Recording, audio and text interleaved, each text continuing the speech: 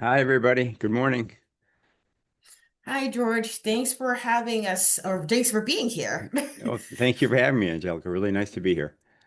Okay, and I'm gonna just ask a few questions, and then the audience, but if you have questions, remember to put them in the Q&A. So let's get started, shall we? All right. Yes, Mhm. please.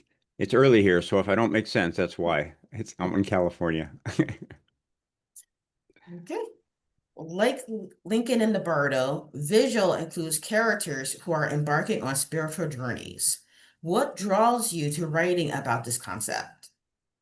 That's a good question. Flannery O'Connor said something. She said a person can write what he likes, but he can't choose what he makes live. So for me, for some reason, that when I write about death or about the afterlife, something just comes alive. One time years ago, I was on a book tour, and I was flying out of Chicago, all done, very happy, pleased with myself. So I'm reading a magazine. And suddenly there's this sound. Something hit the plane, like a minivan had driven into it, and the plane starts dropping, and it goes kind of weirdly quiet, and then it starts dropping even faster, and people start screaming, and the flight attendants have disappeared, and I'm like, oh my God, if I don't put this magazine down, this won't be happening. But it was happening. What turned out that a goose had flown into the engine on takeoff and taken the engine out, which is, unusual to say the least. So I'm sitting there and I'm suddenly transformed by this fear, like I'm thinking, oh God, I have to get out of this body. And it's that seat back in front of me that's going to do it, like that. I didn't think about my writing career. I didn't even have the bandwidth to think about my family. It was just this terror. Well, so obviously it turned out okay. They did land it, but the next week was just unbelievably beautiful and vivid. And I felt like for the first time in my life, this kind of veil had fallen away. And I realized what this life actually was, which was, in a certain way, it's in relation to your end. So I think that's one of the reasons that this material comes alive for me is that, um, we tend to push death off. We think it's morbid to talk about it. We think it's the thing that happens to everybody else, but not to you. So to me, to use these books as a way to just temporarily get into touch with the reality, which is, of course, we're all going there.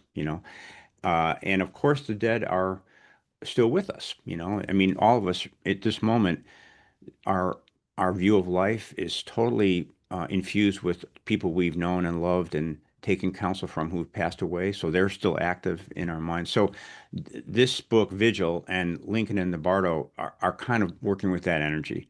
That when we're just walking through the world, acting like we're the center of the universe and that we'll be here forever, we're kind of deluded. And the truth is much more, maybe scary, but it's also kind of more lively and interesting. So I keep coming back to this ghosts and dead people and so on. Wow. Sorry, I'm still on the plane and the goose. Oh I'm yeah. like, Well, oh my God, that's horrible. I can tell you one more thing about that it kind of infuses these books also.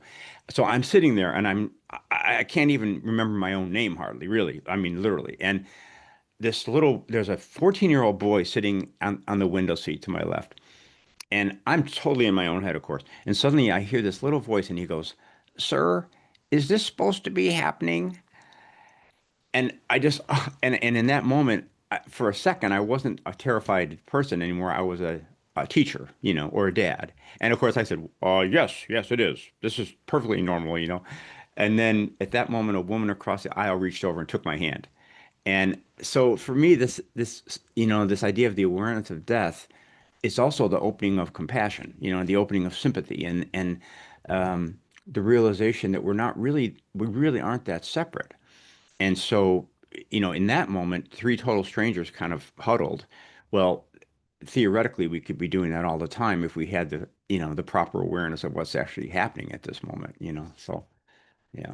And then at the end, I was walking off and I said to the flight attendant, "This probably happens all the time." She says, "Not in 30 years, sir." Memorable day. That is very similar to and visual, where there are the main protagonist and Jill Dahl Blaine, and then there's other entities that come in, and Hmm. she doesn't know who they are except for her one colleague, which I'll mention later. But they're coming in to try to help the dying man, which Hmm. leads to the next question. Jill is an entity who comforts people towards a smooth transition to the afterlife. She Hmm. frequently refers to herself and others like her as of our ilk. What exactly is that ilk? Right. Well, I think basically a ghost, or a spirit or something like that. She was a woman who died tragically at 22 back in 1976. So when I was in high school. And so for reasons that we might figure out as we read the book, she's keeps coming back again and again over 300 times to the bedsides of dying people. In her mind, she's comforting them. But yeah, so she's kind of a ghost. They're a little different than the ghosts in Lincoln and the Bardo in that they know very well that they're dead. There may be these ghosts are a little more tormented, I think, in the sense that they have to kind of will themselves into being. They're not always present, uh, and they all kind of have these little tasks that they want to accomplish before they go away forever. Yeah, so I think she's basically a real sweetheart of a ghost. And in this case, she's been coming, I think, 343 times. She's comforted other dying people. And this night, she gets a particularly tough uh, problem, a guy who hasn't really led the best life and is kind of in denial about it. So that's kind of her. But it's funny. This is actually the first time I've ever talked publicly about this book, and so it's not. I mean, we're still kind of doing the final edits, so it's really interesting for me to have to switch modes. When I'm writing a book, what I'm really trying to do is it's being like a roller coaster designer. I'm just trying to make it corner and drop and make you go, ugh, kind of trying to amaze you and involve you. Then only at the end, I don't really know what it means. I kind of know where it means. I know where the good part should be, but even now, I'm still kind of working through what the book actually means. But yeah, it's full of ghosts. It's full of ghosts or spirits, or sometimes they think of themselves as guardian angels, even. You had mentioned that this is like a task for Jill. So, and actually had died in the 1970s, 1976 Hmm. precisely. So she's coming into present day to be a comfort ghost for the oil company CEO, KJ Boone. But why, out of all the other ghosts, Hmm. Jill is a good candidate for him? Yeah. First of all, I love that comfort ghost. That's going to be my answer to what is she? She's a comfort ghost. She's like a comfort dog, but she's a person. I think actually you put your finger on the kind of the gist of the book, which is she the perfect person? We don't really know. I don't really know why she got assigned or why she self-assigned to him. But the question is, I guess, is she the right person? And I think over the course of the book, we might think, well, maybe she isn't, because she tends to comfort, but she doesn't confront. And he's a guy who needs some confronting, actually. He's somebody who's um, he's been actually, I mean, he's been sort of a uh, part of this denial movement, that started in the 80s and 90s. And pretty self-satisfied guy, pretty proud of himself and arrogant a little bit. And so when you're writing a book like this, one of the things you're hoping is that you'll get yourself into a tight spot. It's almost like Houdini. If Houdini came out and said, "Oh, I'm wearing a windbreaker and I'm going to escape," we'd be like, "Well, that's not so hard." But so you want to get yourself into a trap. And in this book, the interesting trap was what is the right approach to somebody who's doing a lot of harm in the world? You know, I mean, we kind of know from our training that hatred is not really productive. It kind of ruins everybody. And on the other hand, we also know that sometimes when we try to be loving, we enable. We're too soft. Somebody drives a spike through our head, and we go, "Oh, thank you for the coat rack." So I think to try to figure out what's the proper way to be in relation to somebody who's doing something wrong. That was kind of the puzzle that the book opened up for me, kind of pleasantly and sometimes kind of vexingly.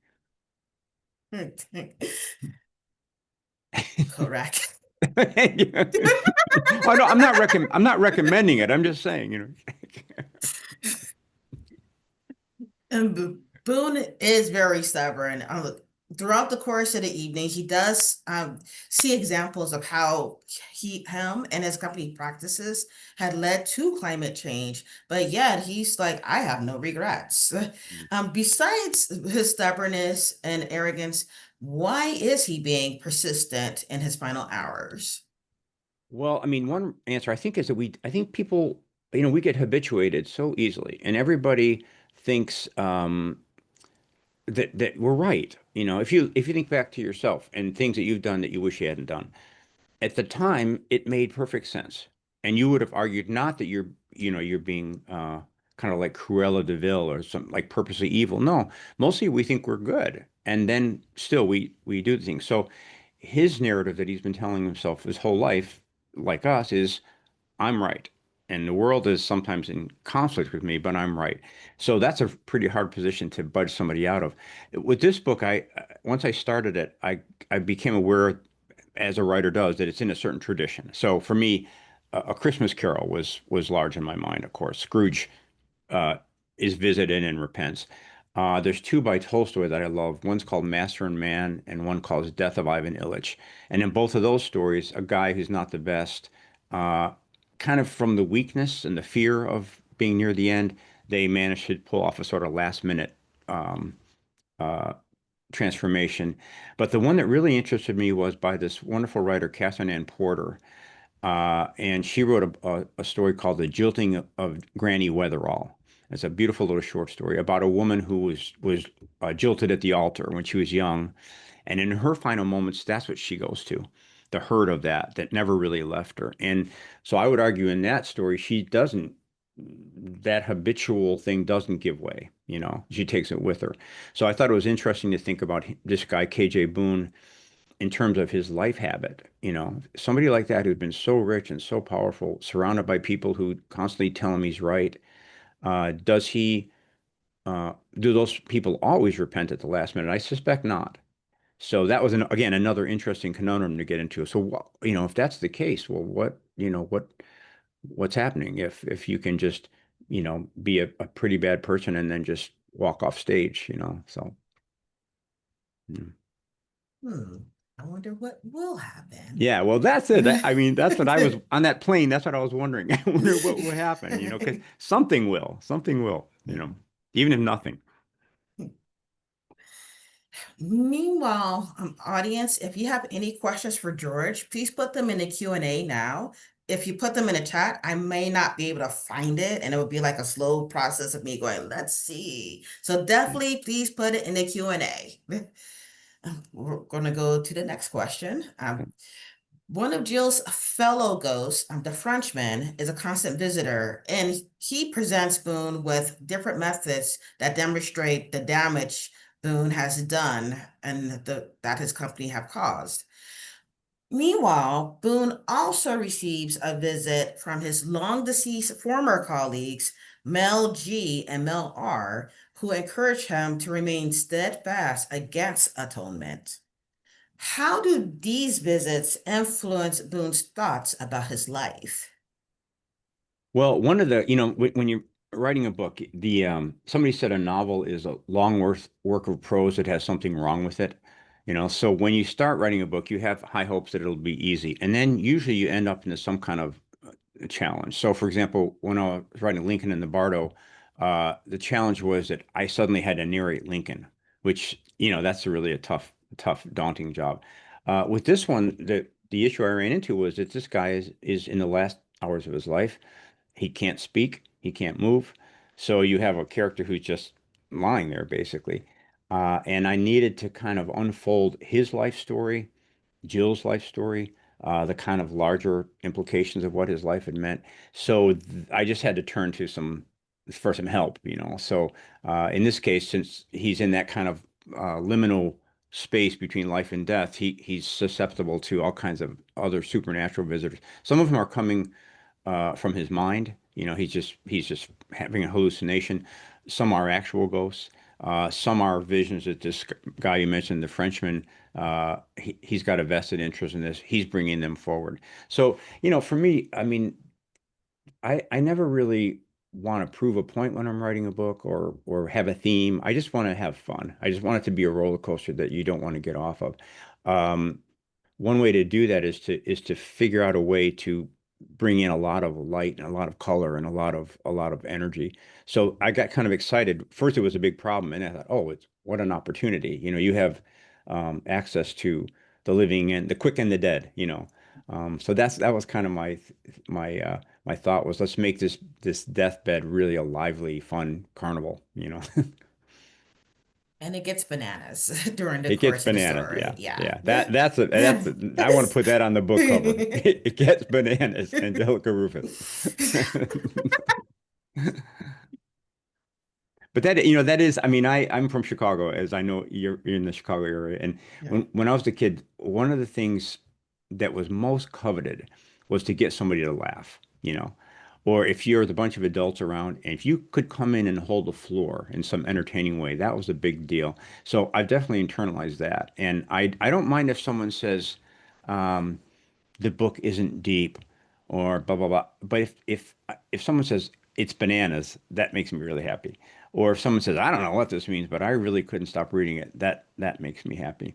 And this is kind of like one of I wrote a book called A Swim in a Pond in the Rain, which is a book about the Russian short story and but really it's a book about how we read, how the mind works when we read. And one of the things I discovered there that I believe is that reading and writing, the reason it's so profound and so important is that it's one human mind reaching out to another human mind. And in order for it to work, the writer has to think very highly of their audience. You can't condescend. You can't just, like drop ideas. You have to actually be in connection with your reader. So that means you have to imagine your reader as being smart, worldly, kind-hearted, curious, exactly like you are.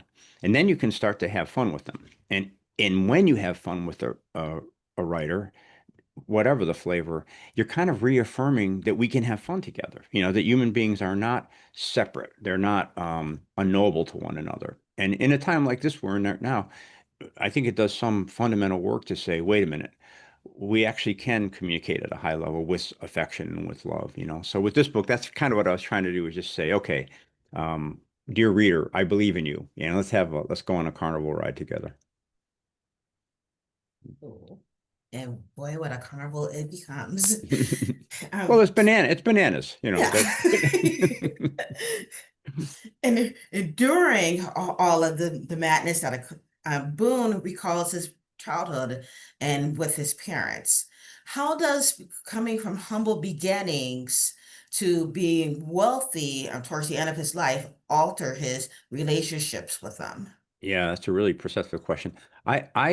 Well, okay, so when you're imagining a person like this, and I pretty much, just made him out of whole cloth, you do it. You ask, well, what is his deal? Like, why was he able to do these kind of big things, but also kind of not very good things? And I was thinking about a guy I knew in Chicago. I went to high school with him. Really nice guy, really wonderful. Person.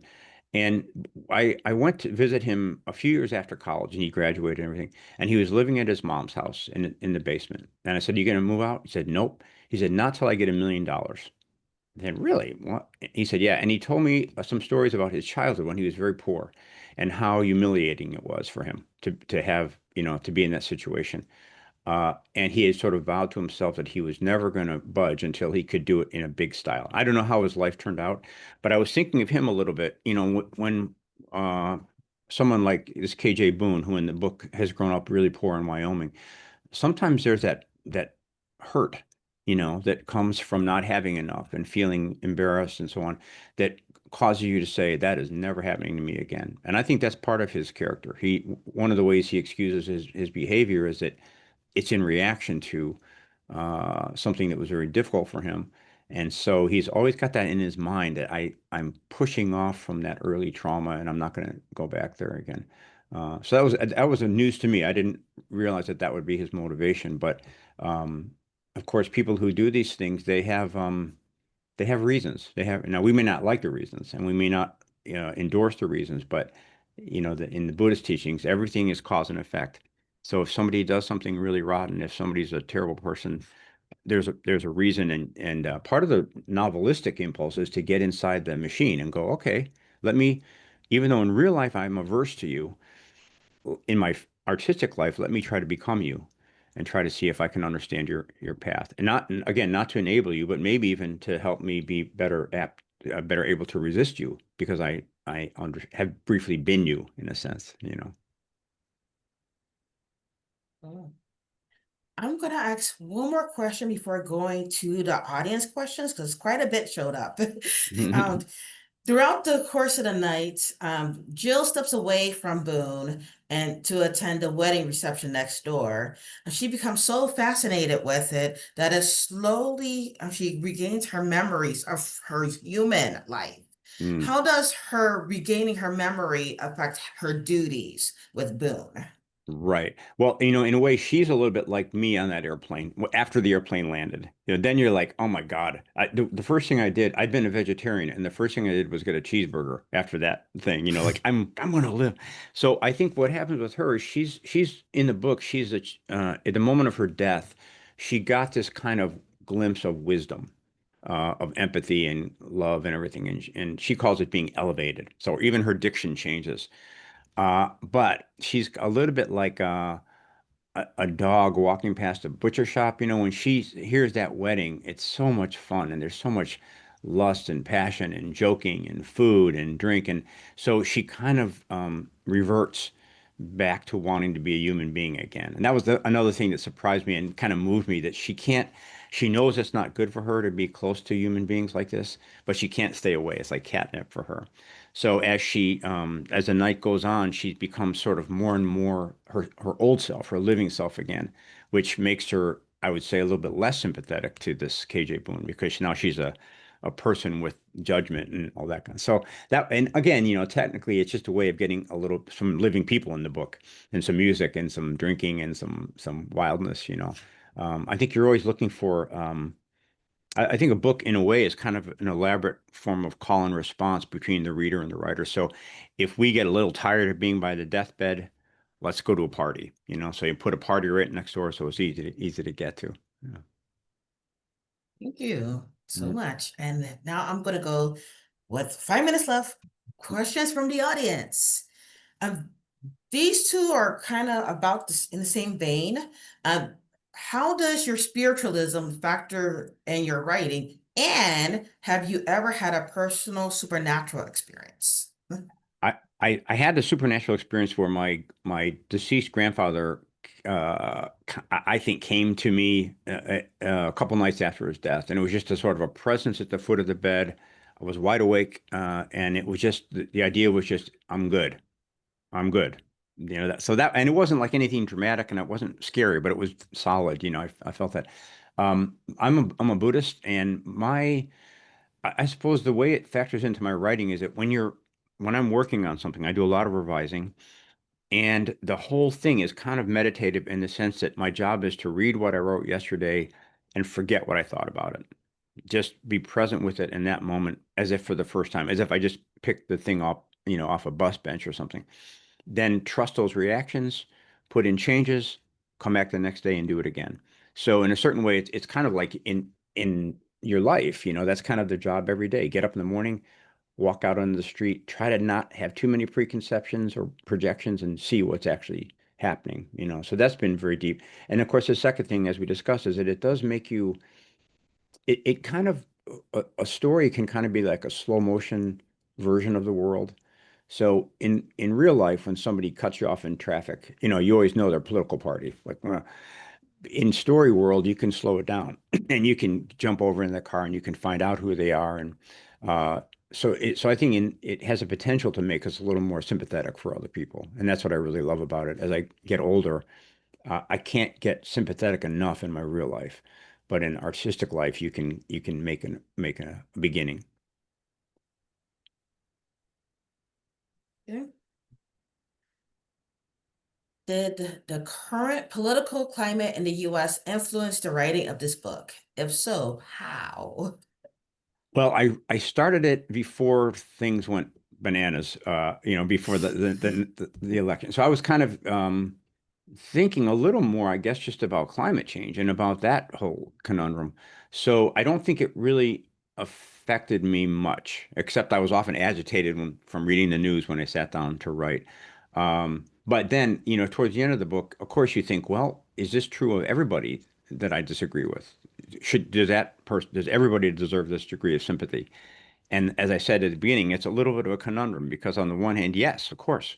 I mean, that's what the Bible says. There's no misunderstanding there. It's what all the Buddhist texts say. On the other hand, what's the best way of being kind to somebody? Is it allowing them to run roughshod over other people?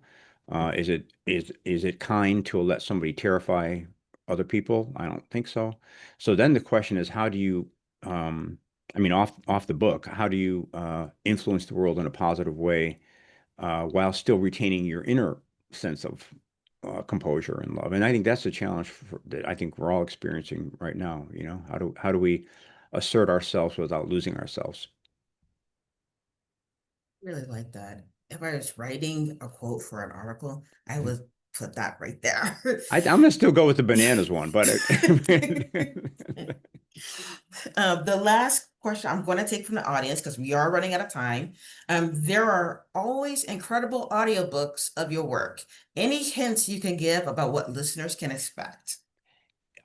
It's going to be amazing. I'm in talking to Kelly Gilday, who's the producer, and we've got some plans cooked up. I don't think I can say much, but it's going to be kind of technically, it's going to be in the spirit of the Lincoln and the Bardo audio, which had 166 different narrators, including my mom, my dad, my high school teachers, our daughters. Um, so yeah, so it'll be really cool. I think I'm not at liberty to say too much, but we're kind of trying to make each audiobook more daring than the last. So I think this will be good. Yeah. I bet it will be. I listened to Lincoln and Bardo a few weeks before I read Vigil to get Mm. a feel of your writing, Mm. and Thank you. that was really great. Yeah. Yeah, it was such a funny thing because at some point Kelly sent me a spreadsheet and she said, "Well, here's how many readers we need." And it was 166. And I mean, it's hard to get 166 people, So we had Ben Stiller and Don Cheadle and Nick Offerman and David Sedaris. And then we still had so many spots. So people from Random House read and from my agency read. And like I said, my cousins, my dad, my mom, we finally got it all filled out.